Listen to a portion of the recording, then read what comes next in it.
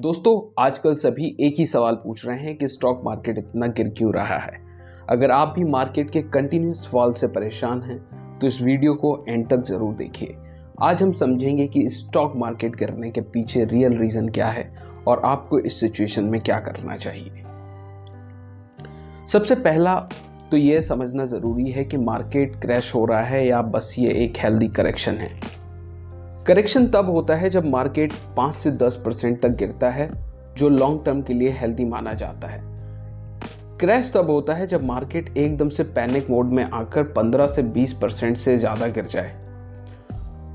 तो जो लोग हर 2-3% की गिरावट देखकर घबरा जाते हैं, उन्हें थोड़ा शांत रहना चाहिए।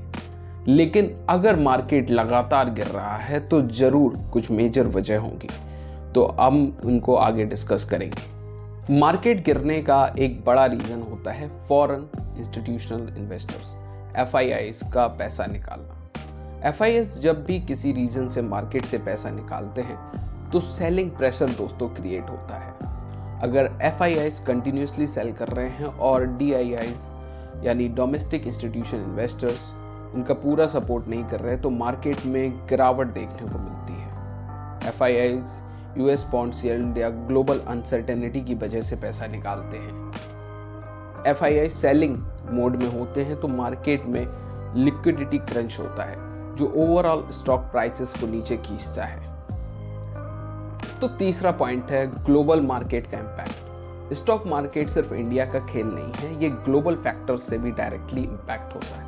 यूएसएस रिसेशन फियर, अगर यूएसए में रिसेशन का डेंजर बढ़ता है तो ग्लोबल इन्वेस्टर्स अपना पैसा रिस्क फ्री एसेट में डालने लगते हैं, जैसे बॉन्ड्स हो गए या गोल्ड हो गए। इसके साथ ही साथ दोस्तों यूएस फेड इंटरेस्ट रेट, अगर यूएस में फेडरल रिजर्व इंटरेस्ट रेट बढ़ाता है तो इन्वेस्टर इंडियन स्टॉक मार्केट से पैसा निकालकर यूएस बॉन्ड में इन्वेस्ट करते हैं, क्योंकि वहां उन्हें सेफ और अच्छे रिटर्न मिल सकते हैं। इसके साथ ही साथ दोस्तों geopolitical tension, war, oil price, China slowdown भी इंडियन मार्केट पे नेगेटिव इम्पैक्ट डाल सकता है। अगर ग्लोबल मार्केट नेगेटिव है तो इंडिया के लिए उससे अलग परफॉर्म करना थोड़ा मुश्किल हो जाता है। दोस्तों चौथा जो फैक्टर है वो है क्रूड ऑयल प्राइसेस का असर। इंडिया एक ऑयल इंपोर्टिंग कंट्री है, इसका मतलब है कि हमें पेट्रोल और डीजल के लिए दूसरे देशों पर निर्भर रहना पड़ता है। जब क्रूड ऑयल प्राइसेस बढ़ते हैं तो हमें ज़्यादा पैसा देना पड़ता है, जो इन्फ्लेशन बढ़ाता है। इन्फ्लेशन बढ़ने का सीधा इम्पैक्ट RBI के इंटरेस्ट रेट डिसीजंस पर पड़ता है। हाई ऑयल प्राइसिंग का इम्पैक्ट ऑटोमोबाइल्स, एयरलाइन, केमिकल और पेंट कंपनीज पर भी डायरेक्टली पड़ता है, जो मार्केट के ओवरऑल सेंटिमेंट्स को नेगेटिव बना देती है। दोस्तों पांचवा जो पॉइंट है RBI के interest rate decision. RBI inflation को कंट्रोल करने के लिए इंटरेस्ट रेट बढ़ाता है। जब RBI रेपो रेट बढ़ाता है तो बैंक्स का लोन लेना महंगा हो जाता है, कंपनीज एक्सपेंशन स्लो कर देती हैं, लोग कम बोरो करते हैं और स्टॉक मार्केट का ग्रोथ भी इम्पैक्ट होता है। हाई इंटरेस्ट रेट का impact real estate, banking, auto और कंज्यूमर ड्यूरेबल स्टॉक्स पर भी ज़्यादा पड़ता है। यही एग्रेसिव रेट हाइक करता है तो मार्केट में पैनिक सेलिंग हो सकती है। इसके साथ ही साथ दोस्तों जो 6 पॉइंट है हमारा, अगर कंपनीज के क्वार्टरली रिजल्ट एक्सपेक्टेशंस के अकॉर्डिंग नहीं आते तो इन्वेस्टर्स पैनिक में सेलिंग करने लगते हैं। कंपनीज में slow revenue growth, global slowdown का इम्पैक्ट IT सेक्टर पर दिखता है, जिससे hiring freeze, projects delay common हो जाता है। अगर बैंक्स के NPA बढ़ते हैं तो उनका प्रॉफिट मार्जिन गिरता है, जो ओवरऑल मार्केट सेंटीमेंट को वीक करता है। इसके साथ ही साथ दोस्तों 7th जो पॉइंट है, जब मार्केट गिरता है तो रिटेल इन्वेस्टर्स पैनिक में अपने पूरे स्टॉक बेचना शुरू कर देते हैं, जिन्होंने बुल रन के दौरान हाई प्राइसेस पर स्टॉक खरीदे हैं। उनको जब लॉसेस दिखते हैं तो वो अपने बिना सोचे समझे लॉस में सारे स्टॉक्स अपने बेच देते हैं। ये दोस्तों होती है पैनिक सेलिंग, और जिसकी वजह से ज़्यादा गिरावट देखने को हमको मिलती है। इसके साथ ही साथ दोस्तों है बजट और गवर्नमेंट पॉलिसीज।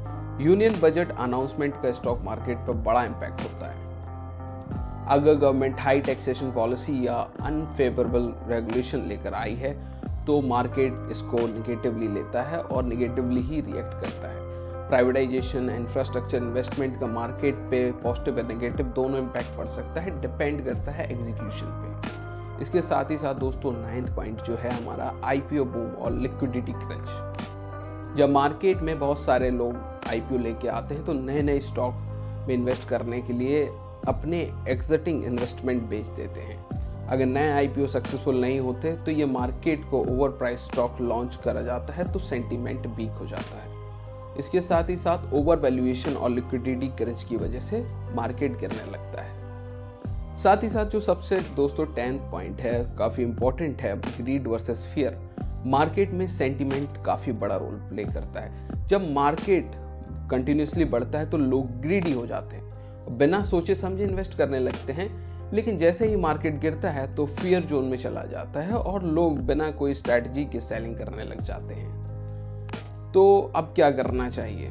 सबसे पहले पैनिक सेलिंग मत करो। अगर आप फंडामेंटली स्ट्रॉन्ग स्टॉक्स पिक किए हो तो पैनिक सेलिंग से बचें। इसके साथ ही लॉन्ग टर्म के बारे में सोचो। मार्केट शॉर्ट टर्म में गिर सकता है लेकिन लॉन्ग टर्म में ग्रोथ के चांसेस हमेशा ज़्यादा होते हैं। लेकिन बहुत सारे लोगों ने रिसेंटली ही अगर इन्वेस्टमेंट किया होगा तो if they had made investment on the top of the market, तब उनको थोड़ा पैनिक होने की आवश्यकता शायद पड़ सकती है।